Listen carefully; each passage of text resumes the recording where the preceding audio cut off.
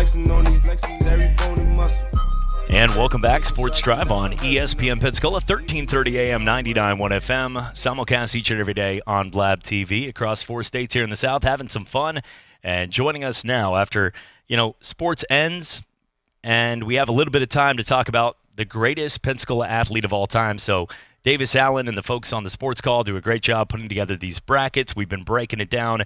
And at the beginning, not that we're going out on any ledge, but he was voted as the number 1 overall seed, and he lived up to those expectations right here. I appreciate you having me on, man. Absolutely. Roy, I want to talk about, just growing up in Pensacola and what you've seen in the growth. And obviously we're in a different time right now. You guys are, having a chance to go out there and train so many fighters, and it's hard to find a Roy Jones Jr. I know you learned so much from your dad, but have you seen from going through Square Ring's promotion? I had a chance to call you guys fight when you and Dean and Island Fights had their first fight in the Bay Center.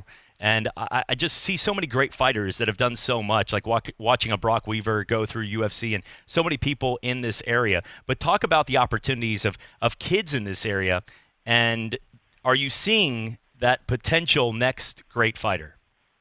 I'm seeing that next potential great fighter. Hey, David, how you doing?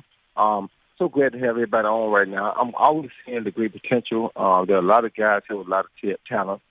Guys who my dad have groomed, guys who have been groomed by other guys. You see, when I came up, it wasn't as many locals to make it to the top levels. So Arthur Williams kind of set the stage for me. And then Philip Brown set the stage. Then I came and followed through. Clint Jackson, of course, had come through and set the stage. Tommy Kimmons had come through and set the stage. Randy Whitehurst. So so many guys who came through before us that were setting the stages. They just couldn't quite always get over the hump, and they got over certain hurdles to give us hope and let us know that we could get there if we just dedicate ourselves and continue to try. So my father came along and had a little bit more strategy because he had learned a little bit more skills from the Job Corps. He had Coach Sarge Johnson, who died in the 1980 Olympic team plane crash, had taught my father to box, so my father had learned a great deal, and he was blessed by God to be able to pass what he learned on down to me and a few others. So then you had people like myself and Arthur Williams and Smoke Ganner. We became prominent names in the sport of boxing, me being probably the highest one, but I had to, I paid the most dues. I had to do the most training. I had the most years into it and most time with my father as far as training went. So therefore, I probably was destined to be the one to go the farthest. And I thank God that I did go as far as I did, but I tried to take as many guys, David Nelson, Keon Bussey, many guys as I could with me along my way. But what I really want to do, and why I always said Pensacola in the house, is because people always thought that you had to be from a big city to be able to be the best at something, and that's not the case. And I want to prove that you can be from right here, like a small place like Pensacola, Florida, and still be the baddest man walking the planet. And that's what I did. And by doing that, I feel like it gave other kids hope, made people like I realize, hey, if I can do it, I can too. So those people you see Brock going on, you saw Dylan Clucker go on for a while. You see so many of these young guys now coming up doing the same thing because I think we gave them hope. And by giving them hope, it made them realize that just because you're from Pensacola don't mean nothing at all. The baddest man that ever put on a pair of box gloves was from where? Pensacola, Florida.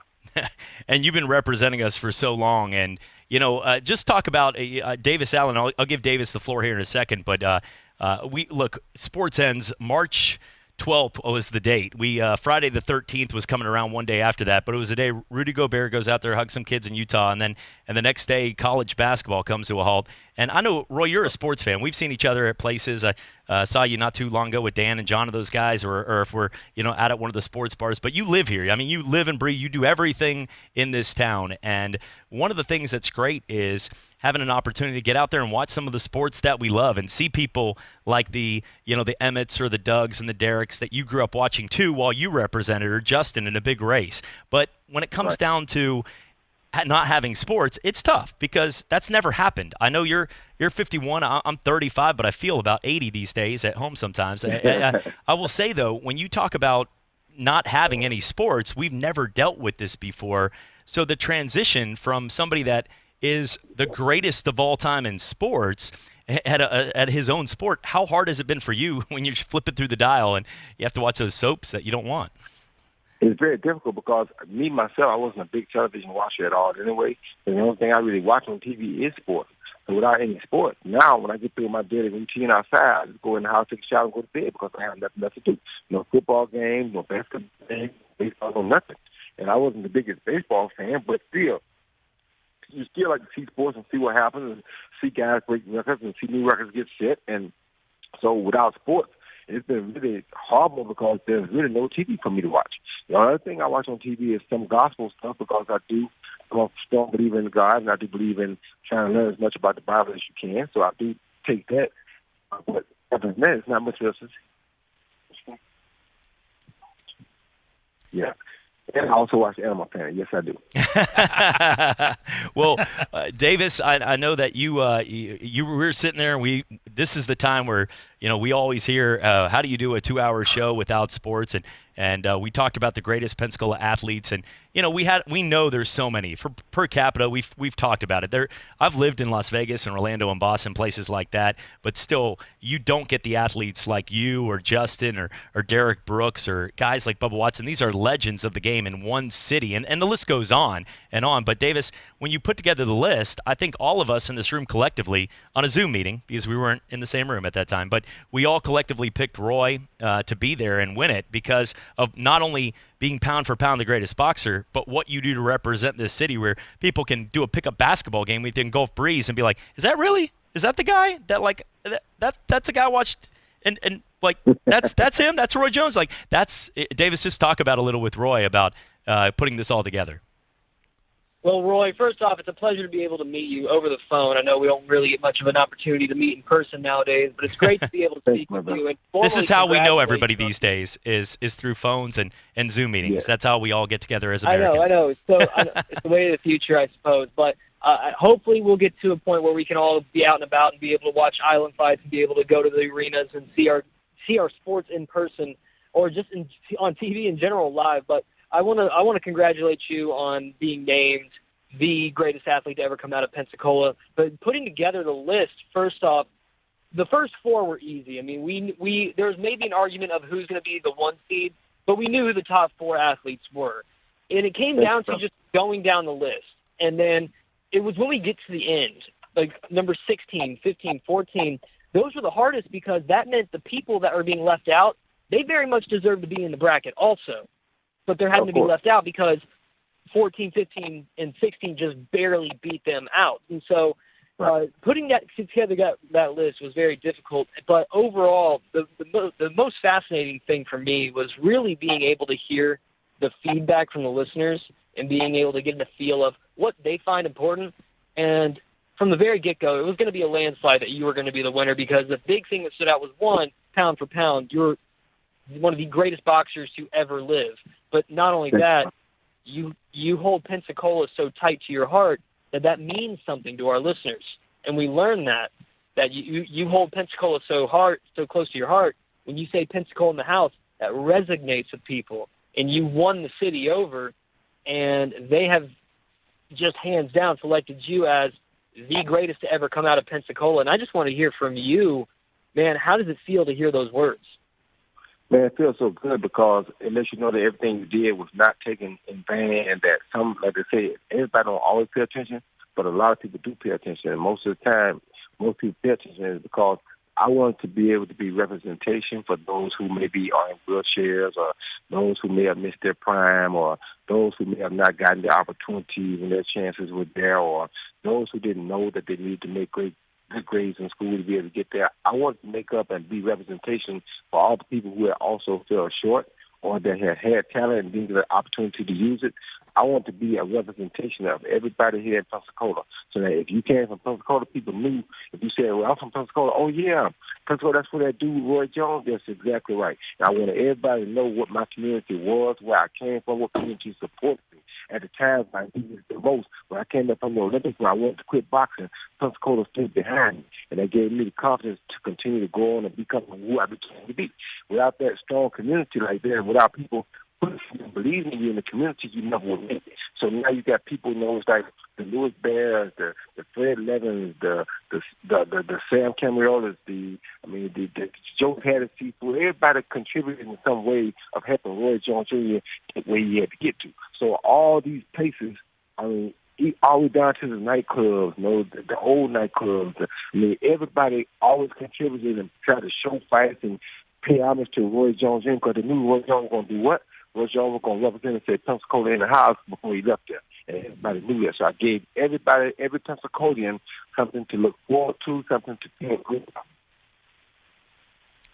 Well, Roy, so it makes me feel great.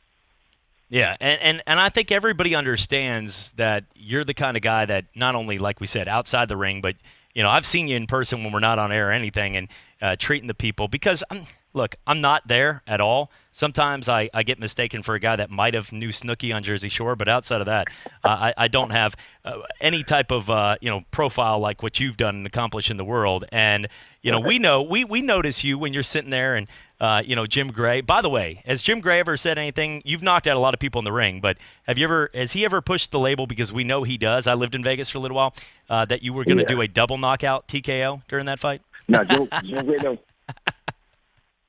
When it comes down to Jim Gray after the fights, when you guys get done with the fight, has he ever said anything? Because I know he likes to push the label. He's not bad? No. Well, Roy, I think the one thing that we do know is, by the way, for a nickname, Junior, Superman, RJ, or Captain Hook, which one would you go with first? I prefer Captain Hook first. So does my daughter. We just finished watching we get Tinkerbell. She likes Tinkerbell. I'm a Captain Hook fan. I guess a rebel right there. But talking about the fights, what is one fight that you always wanted to fight, and what is one fight that you look back now and the guy was maybe talking some smack, or you thought that, hey, this might be a fight, then you walked in and you were Roy Jones and just took over? The one fight that I really liked the most was the second Montreal different fight. And the one fight I knew that I was going to go and take over. I knew it was going to be a good fight, but I knew I was going to take over because I was Roy Jones. I didn't know I was going to take over, but I knew it was going to be a good fight, and I did take over, and that was against James Toney. I told all my guys after the sixth round, if I wasn't winning the fight, let me know. And they didn't know why. I just kept telling them. So the sixth round, I didn't cause it. But I wasn't winning by boxing in round 6. Then we was going toe-to-toe for them last 6 because I was not coming out of there on my 2 feet. And that's just what they were.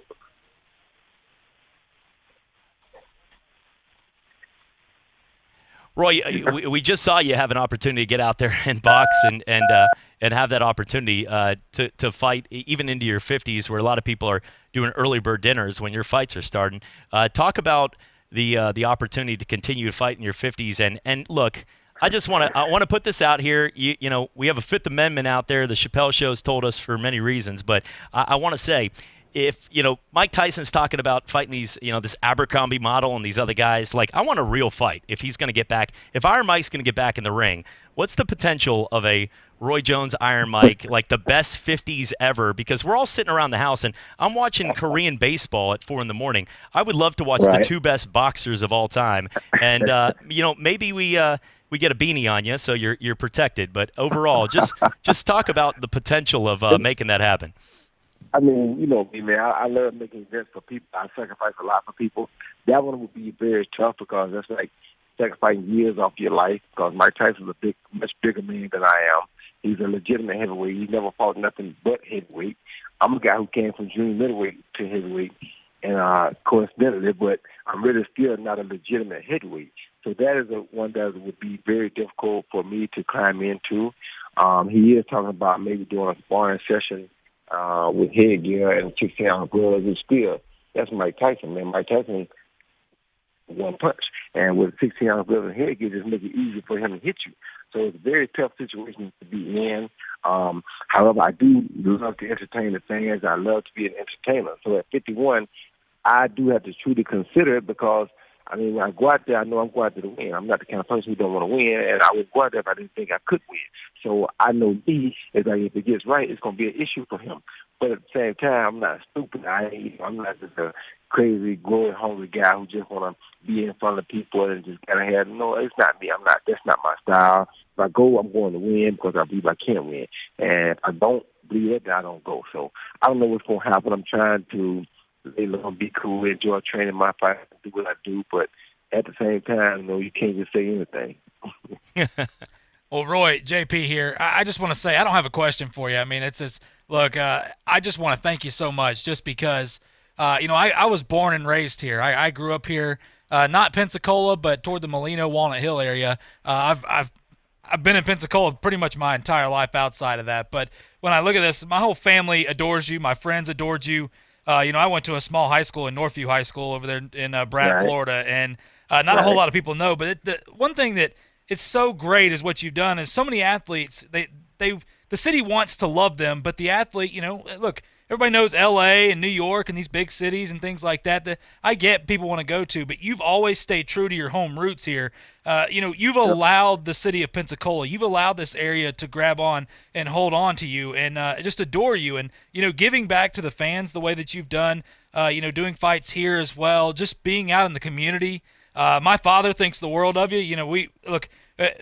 It's as simple as whenever your fight was going on, before your fight, that's all everybody was talking about. After your fight, it's all everybody was talking about. But simply when your fight was going on, it was like time had stopped. Everything had stopped. From Pensacola to where I'm from in Walnut Hill, we all just latched onto a TV, couldn't wait to go see what was going to happen because we knew you were going to knock them out. We always knew that. But I just want to thank you for not just for myself, but for my family and all my friends around as well. Growing up, idolizing you. I'm not a boxer. I played baseball. I played football. I loved it. I could never do what you do. But thank you so much for just, being who you are, being a fantastic human being outside of the boxing side.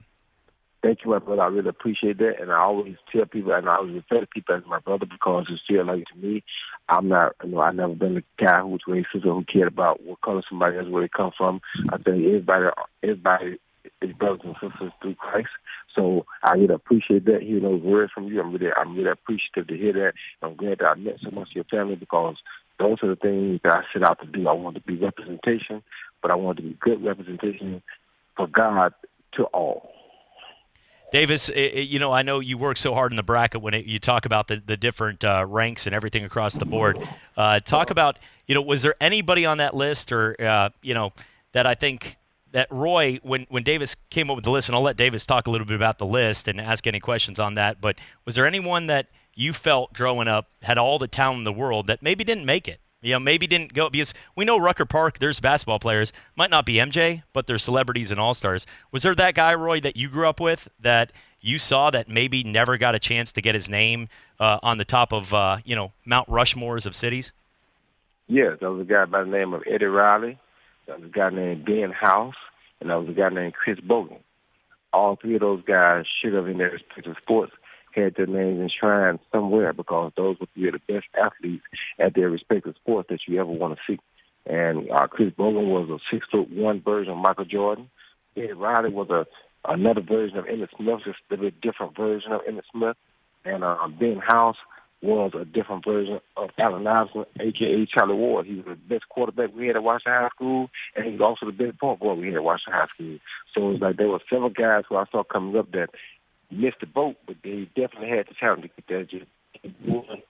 Some of them were younger than most of all three of those were younger than me, but they were examples of what happens if you don't take the right road. You know what I mean? And I felt bad for those guys because those guys definitely had the talent to be anything they wanted to be. And there was another guy who also got there for a minute, but he didn't last. His name was Eric Shaw. Davis, I know that you guys, when it came down to this on that list, just talk about, with Roy and anything that you also grew up here. Both you and JP are from here.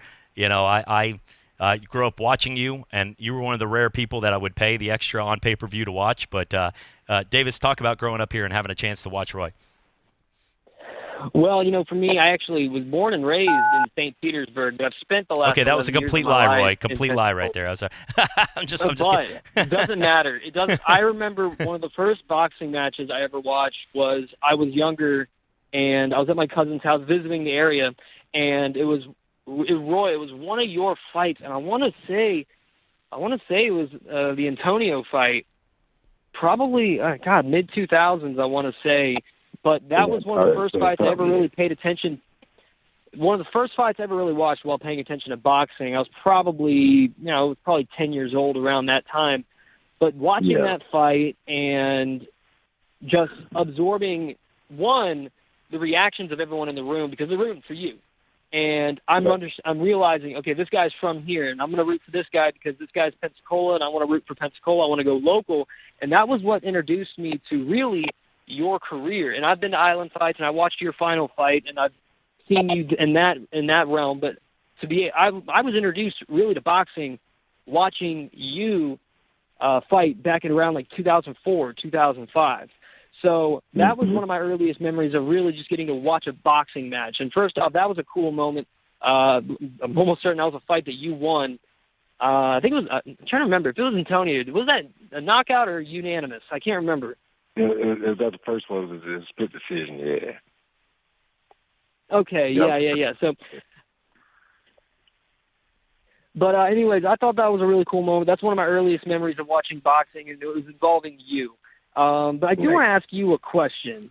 I want to ask you a question regarding the list. So our top four were you at number 1, Emmett Smith at number 2, Derek at number 3, and Justin Gatlin number 4. And you could list anyone else on there, but if you could have voted for somebody to be Pensacola's greatest athlete, and it could have been anyone not on the list, who would be on your top greatest athlete of all time if you're not voting for yourself? Not for myself. For me, it probably was the Emmett Smith, because Emmett Smith was one of the guys who was around my time. He was also one of the dice. So ball players go. Get discussion from Florida, and that. And so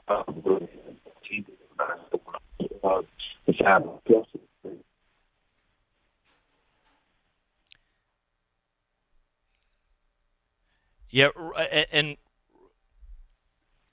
and Roy, sorry, that broke up there for a second, but I know your time, like we said, we see you around and you do so much and you're so active, and I know, look, not from being in that place, but I've been around the media and worked in, like I said, a lot of big events throughout the years and 14 years of covering sports. I know you guys, if you're at a restaurant with your family or you're out there at Bayview Park or anything, you get stopped all the time. So I know how much it means for you to join us here for 20 minutes on the air for all of us as fans. That's why we got into this business. When you see El Rico, I was on there on a FaceTime Zoom yesterday with Bill Marshall, your guy right there, and El Rico, all those boys, and his baby's in a onesie arguing about Emmett Smith. So if he's out there listening, I just want to make sure that say, hey, if I still got a little left overall there, but and Emery's been a co-host, his brother right there of our show for years. Yeah. But yes, it's great for everything that you do. I know you'll continue to do that, and thank you so much just for your time and not only being again. Absolutely. As the best Pensacola athlete, thank you guys. But I do love all my comrades, all the guys that were on that list. I'm so proud of all of them, each and every one of them. I'm just glad they are an extension of what I try to set out to do. And like I said, I just love Pensacola, and forever in my life, Pensacola will be in the house. Roy, thanks so much. And I know you guys down there, if any kids, your training facility and everything that you do, if you want to let people know, I know Eric and the folks out there. Eric's come in studio with us a couple times, and RJ and all those guys. But talk about the opportunity for kids to have a chance to fight. Well, it's not the opportunity for these kids. I like for them to go to my dad's house to learn the craft first as amateurs. After they go to my father's house and get ready to turn pro, they want to come up here and find me, and I put them on the right path. Awesome. Well, Roy, it is awesome. I know people all over the world from the middle of nowhere would come down here and fly from Iceland to see you. You probably would have a hard time reading the airport there, but when you finally get there, it's awesome. And we appreciate everything that you've done for this community, and will continue to. And thank you. And congratulations on the greatest Pensacola athlete. Thank y'all. I appreciate that. And appreciate thank you, Rico, for sending us up. Thank y'all. I'll make sure we'll both let them know. Right? Yeah, there you go. Thanks again, Roy. Yeah. Appreciate it. Roy Jones Jr. right there, pound for pound, the world's greatest boxer, and having a chance to join us here, Pensacola's greatest athlete. And, Roy's off the line right now? Okay, first off, is Davis, are you still there too? Davis off? Okay. I'm trying to coordinate that. There was a lot of puppet strings over there, so I hope everything went okay, as it was a lot of moving parts to that interview right there, but that's pretty cool to have an opportunity to speak to Roy Jones Jr. We're coming back for more Sports Drive on ESPN Pensacola and Blab TV. I'm Mina Kimes, host of ESPN Daily. Each morning, we bring you a deep dive into a single story from one of ESPN's hundreds of reporters. It's the best of ESPN Daily. ESPN Daily is presented by Marathon. Right now, you can get 5 cents off every gallon every day with Make It Count rewards from Marathon. It's quick and easy to join. Just download the free Make It Count app or go to makeitcount.com/radio and start saving today. Marathon, fueling the American spirit. Just felt there's a huge need in Pensacola to bring foot and ankle services, specifically orthopedic foot and ankle services, to this area. There's so much growth in Pensacola. I wanted a freestanding orthopedic foot and ankle center to